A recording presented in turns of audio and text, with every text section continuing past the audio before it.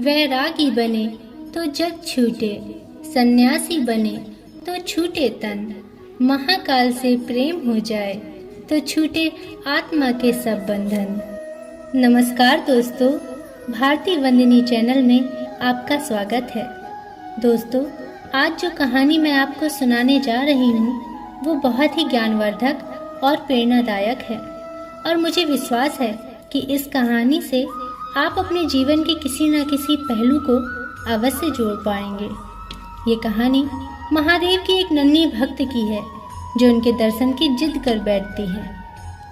परंतु इससे पहले आपसे निवेदन है कि यदि आपने अभी तक चैनल को सब्सक्राइब नहीं किया है तो चैनल को सब्सक्राइब जरूर कर लें और बगल में बजी हुई घंटी को जरूर दबा दें ताकि ऐसी पवित्र कथाएं सबसे पहले आपके पास पहुंचती रहें।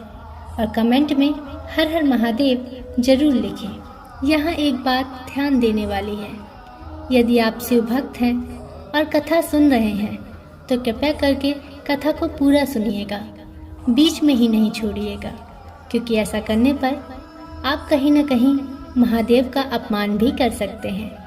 तो चलिए विश्व प्रसिद्ध भगवान केदारनाथ के दर्शन करते हुए कहानी को शुरू करते हैं। ये कहानी शुरू होती है एक गरीब की कुटिया से। यह कुटिया थी शांति और उसके पति की।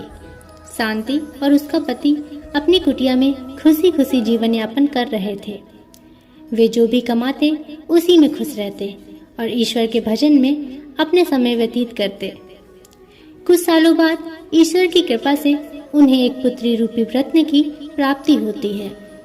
दोनों को जितना जुड़ पाता उतने से ही अपनी पुत्री का लालन पालन करते थे। उन्होंने अपनी पुत्री का नाम मोना रखा।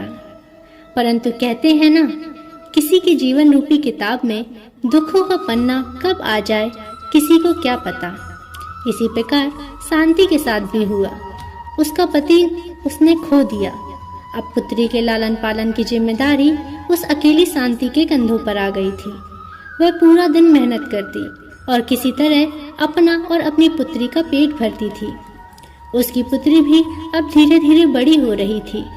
कामकाज के चक्कर में शांति अब महादेव के मंदिर भी कम जा पाया करती थी। परंतु वो जब भी मंदिर जाती तो अपनी पुत्री मोना को अपने साथ अवश्य ले जाती थी। इस प्रकार मोना का भी मन ईश्वर से जुड़ता गया। मोना अक्सर अपनी माँ से पूछती कि माँ, आप हमेशा कहती हैं कि हमें जो भी दुख हो उसे ईश्वर को बता देना चाहिए, वे हमारे सभी दुखों को दूर कर देते हैं। तो आप भोलेनाथ को हमारे दुखों के बारे में क्यों नहीं बताती हैं? आप उन्हें बताइए ताकि वो भी हमारे दुख दूर कर सकें। उस 5-6 साल की बच्ची को शांति चाहकर भी नहीं समझा सकती थी, तो वो उसे ऐसे वैसे कुछ उत्तर देकर हमेशा बहला दिया करती थी। एक दिन मोना जिद पर अड़ जाती है और कहती है, माँ, मुझे ईश्वर से मिलना है, उनसे बात करनी है, कृपया करके मुझे बताइए कि वे कहाँ मिलेंगे। तब शांति अपनी बेटी की हट को शांत करने के लिए कहती है कि ईश्वर ऐसे ही नहीं किसी से मिलते। उनसे मिलने के लिए हमें एकांतवास यानी जंगल जाना पड़ता है। वहाँ ईश्वर का तप करना पड़ता है, तब जाकर ईश्वर दर्शन देते हैं। इतना कहकर शांति और मोना अपनी कुटिया में सो जाते हैं। अगले दिन शांति अपनी कुटिया से बाहर कामकाज के लिए चली जाती है और यहाँ मोना जंगल की ओर बढ़ जाती है और यहाँ वहाँ ईश्वर की तलाश करने लगती है। चलते चलते वह थक जाती है और एक वृक्ष के नीचे बैठ जाती है। सौभाग्य से वह वृक्ष एक वट वृक्ष था। वट वृक्ष के नीचे बैठकर वह ईश्वर को याद करने लगती है और कहने लगती है, महादेव, आप कहाँ हो? महादेव, आप कहाँ हो? कृपया मेरे सामने आइए। ऐसे ही वह भोलेनाथ को याद करने लगती है। और आप तो जानते ही हैं, बच्चे ईश्वर का रूप माने जाते हैं। उनका मन इतना साफ होता है कि उनकी आवाज सीधे भगवान के कानों तक जाती है। यहाँ महादेव और गौरी मैया उस नन्ही भक्त को देख रहे थे। तब माँ गौरी महादेव से कहती हैं, स्वामी, ये नन्ही भक्त कितनी देर से आपको याद कर रही है, आप इसकी पीड़ा क्यों नहीं दूर करते? तब महादेव कहते हैं, देवी, इसके भाग्य में सुख नहीं है और मैं ब्रह्मदेव के लिखे भाग्य को बदल नहीं सकता। इसको इस जन्म में जो भाग प्राप्त हुआ है वह इसके पूर्व जन्मों के कर्मों के ही अनुसार है और मैं सृष्टि के संचालन के चक्र में हस्तक्षेप नहीं कर सकता। परंतु माँ गौरी की ममता उस नन्हे भक्त को देखकर उमड़ती ही जा रही थी। वे महादेव से कहती हैं, स्वामी, आप सृष्टि के चक्र में परिवर्तन नहीं कर सकते, लेकिन आप इस कन्या को इसका जीवन साहस के साथ जीने की शक्ति और कुछ सुगम साधन तो उपलब्ध ही करा सकते हैं। और वो हट कर बैठती हैं। अतः महादेव एक बाबा का भेष धारण करके उस कन्या के पास जाते हैं और उससे इस जंगल में बैठने का कारण पूछते हैं। तब वो कन्या अपने मन की सभी बातें बाबा को बता देती है। फिर वे बाबा उस कन्या को एक पोटली देते हैं जिसमें सोने के सिक्के होते हैं। कन्या उस पोटली को लेकर के अपने घर की ओर चल देती है। रास्ते में वो थक कर एक पेड़ के नीचे बैठ जाती है और उसकी आंखें कुछ क्षणों के लिए लग जाती हैं। इतने में वहाँ एक चील आती है और कन्या की पोटली उठाकर उड़ जाती है। जब उस कन्या की आंखें खुलती हैं तो वह अपने पास रखी हुई पोटली गायब पाती है। वह रोते रोते अपने घर जाती है और अपनी माँ को सारी बात बताती है, परंतु माँ उसकी बातों में ध्यान नहीं देती। अगले दिन वह कन्या फिर जंगल जाती है और उसी वटवृक्ष के नीचे बैठकर महादेव को याद करने लगती है। इस बार महादेव फिर बाबा का रूप धारण करके कन्या के पास आते हैं और उसे पारस पत्थर देते हैं। पारस पत्थर लेकर कन्या अपने घर की ओर चल देती है और मन में सोचती है कि माँ को दिखाऊंगी। जंगल में चलते चलते उसे प्यास लगाती है और वह एक तालाब में झुक करके पानी पीने लगती है। चूंकि उसने पोटली अपनी आगे की जेब में ही रखी थी, इसलिए जैसे ही वह झुकी उसकी पोटली तालाब में गिर गई और उसे मछली निगल गई। वह रोते रोते फिर अपने घर आती है और अपनी माँ को सारा किस्सा सुनाती है। इस बार माँ सोचती हैं कि बच्ची है, अपने आप ही बातें बना रही होगी और कन्या को बहला फुसला कर सुला देती हैं।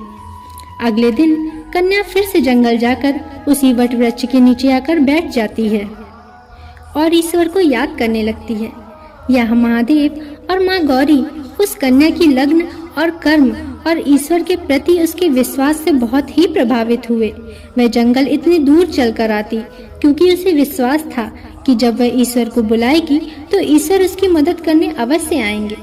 इस बार बाबा ने उस कन्या को रत्नों से भरी एक पोटली दी और कन्या उस पोटली को लेकर सीधे अपने घर आई, क्योंकि वह इस बार किसी भी प्रकार की कोई गलती नहीं करना चाहती थी। वह अपनी कुटिया में उस पोटली के साथ सकुशल पहुंच गई और कुटिया में जाकर के उसने पोटली को एक घड़े के अंदर रख दिया और दौड़ी दौड़ी अपनी माँ को बुलाने के लिए कुटिया के बाहर चली गई। कन्या के जाने के बाद कुटिया में कुछ चोर घुस गए और वे उस पोटली को लेकर के उठा ले गए। जब वह कन्या अपनी माँ को लेकर के कुटिया आई तो उसे घड़े में कुछ नहीं मिलता है। इस बार उसकी माँ उस पर बहुत क्रोधित होती हैं। वो कहती हैं कि मैं यहाँ कामकाज में लगी हुई हूँ और तुम्हें मजाक सूझ रहा है। इतनी देर में अब मेरा मालिक मेरी पगार काट लेगा। इस पर वे कन्या को बहुत डांटती हैं और कन्या सहम जाती है, परंतु वह कन्या एक कर्मवान इंसान थी जिसे अपनी मेहनत, कर्म और ईश्वर पर उसके विश्वास पर बेहद विश्वास था।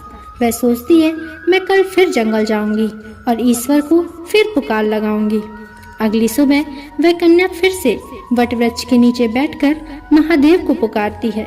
इस पर महादेव भी उसकी लग्न और विश्वास से बेहद प्रसन्न होते हैं, परंतु साथ ही वह गौरी मैया से कहते हैं कि मैंने इसकी 3 बार सहायता की, परंतु इसका नसीब इसे उन चीजों का उपभोग नहीं करने दे रहा है जो इसके भाग्य में नहीं है।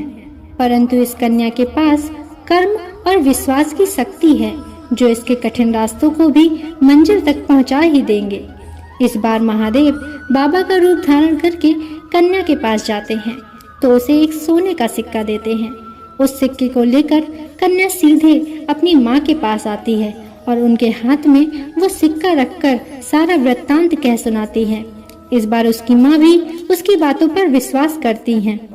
वह सिक्का लेकर उसकी माँ बाजार जाती हैं और कुछ जरूरत के सामान के साथ साथ खाने के लिए मछली भी लाती हैं।